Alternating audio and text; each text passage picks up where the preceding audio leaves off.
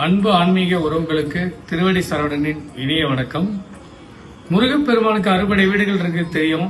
விநாயகருக்கு அது மாதிரி அறுபடை வீடுகள் இருக்கு, அது உங்களுக்கு தெரியுமா? முதல்ல துண்டி கணபதி காசி வாரணாசியில அன்னபூர்ணி அம்மன் ஆலயம் பக்கத்திலேயே ஒரு சின்ன சந்துல அந்த துண்டி கணபதி இருக்காரு. அங்க காசி போறவங்க முதல்ல அவரை வழிபட்டு தான் விஸ்வநாதரையா வழிபடணும்னு சொல்லி ஐதீகம்.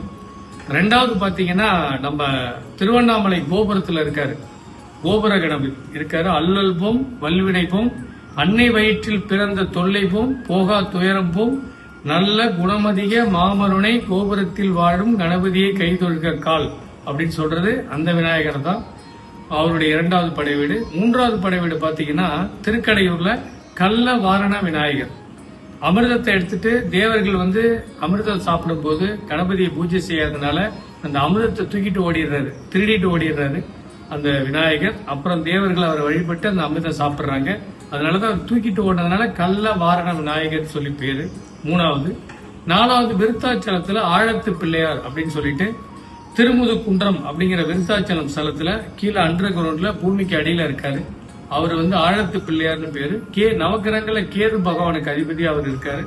அவரு அங்க நாலாவது படை வீடு. அஞ்சாவது உங்க எல்லாருக்கும் தெரிஞ்ச பிள்ளையார்பட்டி விநாயகர், கற்பக விநாயகர், ஒரு குடவரை கோயில இருந்து நிறைய எல்லாருக்கும் வேண்டுவன கொடுத்துட்டு இருக்க அற்புதமான விநாயகர். ஆறாவது மதுரையில் இருக்க மீனாட்சி அம்மன் கோயில இருக்க முக்குருணி விநாயகர். சோ இந்த ஆறு தான் அறுபடை வீடுகளா விநாயக பெருமானுக்கு புராணங்கள் சொல்லியிருக்கு. முழுமுதற் கடவுளான விநாயக பெருமானை வணங்கி சகல நன்மைகளும் பெறுவோமாக. நன்றியுடன் திருவடி சரவணன். போன்ற ஆன்மீக செய்திகளை தொடர்ந்து காண திருவடி சரவணன் சேனலை லைக் பண்ணுங்க, ஷேர் பண்ணுங்க, ஃபாலோ பண்ணுங்க.